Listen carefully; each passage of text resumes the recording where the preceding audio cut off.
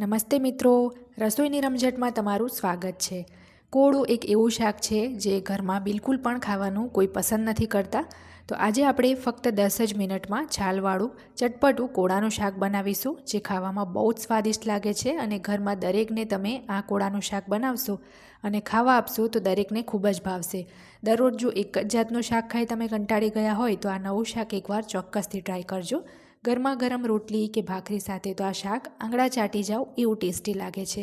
તો ચાલો રેસીપી બનાવવાનું શરૂ કરીએ।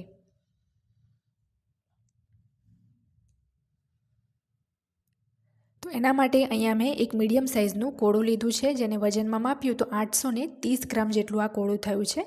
તો કોળાને એકવાર સરસ મેં ધોઈ લીધું છે, ત્યાર પછી વચ્ચેથી 2 ભાગ એના કરી લીધા છે। હવે ફરીથી આપણે આ રીતે વચ્ચેથી 2 ભાગમાં એને કાપી લઈશું અને હવે હાથથી આપણે આ રીતે એના બધા જ બિયા કાઢી લઈશું।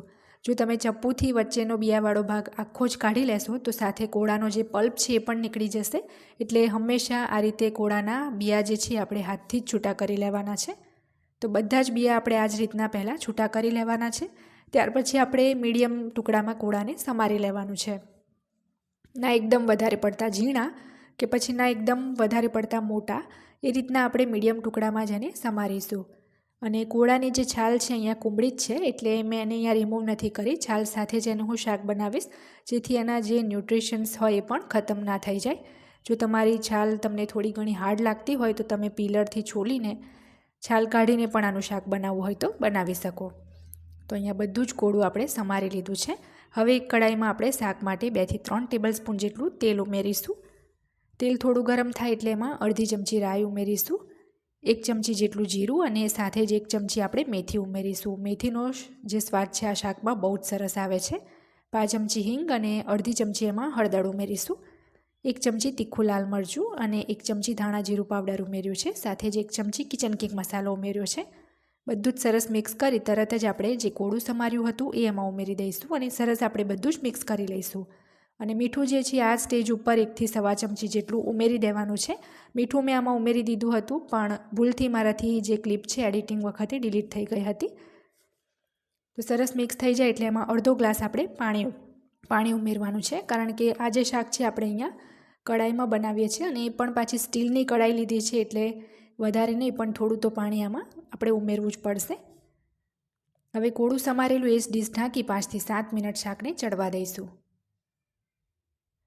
તો 5 થી 7 મિનિટ પછી તમે જોશો તો કોળું આપણું સરસ ચડી ગયું છે। કોળું તમારે ફ્રીજમાંથી ડાયરેક્ટ કાઢીને શાક નથી બનાવવાનું, એને રૂમ ટેમ્પરેચર પર આવવા દેવાનું છે, પછી તમારે આ શાક બનાવવાનું છે। તો સરસ ચડી ગયું છે આપણું કોળું, એટલે અમુક કોળું આપણે આ રીતના તાવેથાથી જ તોડીને મેશ કરી લેવાનું છે, જેથી આપણું શાક સરસ લચકા પડતું બને। તો બધું જ કોળું અહીંયા મેશ નથી કર્યું, અમુક જ ટુકડા આપણે મેશ કરવાના છે। અને હવે આપણે ખટાશ માટે આની અંદર આમચૂર પાવડર ઉમેરીશું 1 ચમચી જેટલો। ચાખીને જો ઓછો લાગે તો આમચૂર પાવડર ફરીથી એડ કરી શકાય। 2 થી 3 ટેબલ સ્પૂન એમાં આપણે ગોળ ઉમેરીશું। આ શાકમાં ખટાશ અને ગળપણ બે વસ્તુ તમારે એકદમ બેલેન્સ રાખવાની છે, તો શાક બહુ જ સરસ બનશે।